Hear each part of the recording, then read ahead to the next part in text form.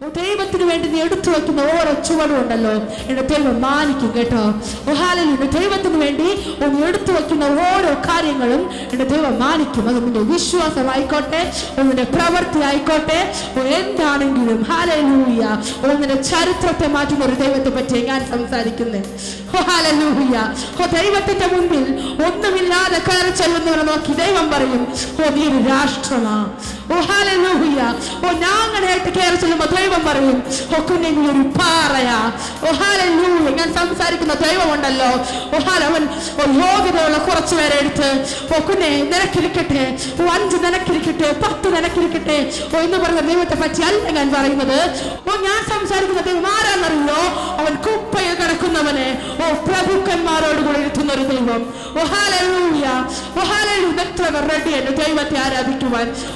ഏത് അസ്ഥിക്കുമ്പാത്രങ്ങളിലാണെങ്കിലും, ഹല്ലേലൂയ, നിനക്ക് പ്രതീക്ഷയ്ക്ക് ഒന്നുമില്ലെങ്കിലും എന്റെ ദൈവം പറയും, ഞാനൊരു കാറ്റയച്ചാൽ അസ്ഥി ഇനി കൂമ്പാരമായി പിടിക്കത്തില്ല, അത് സൈന്യമായിട്ട് എഴുന്നേൽക്കും.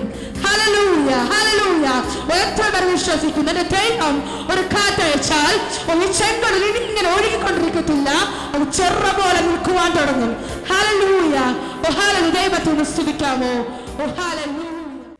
വാഗ്ദത്തത്തിൻ സമയമാണിത്,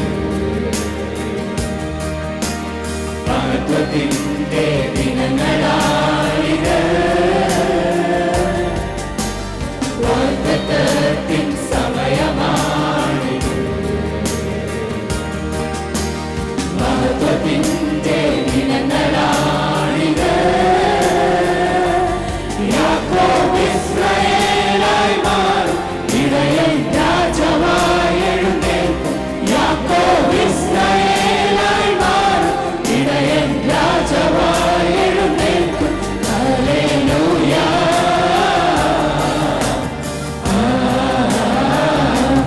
ഹല്ലേലൂയ.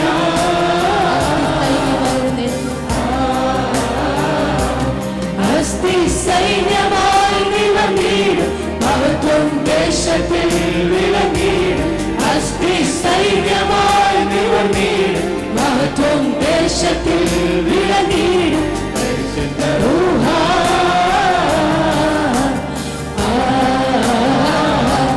പരിശുദ്ധ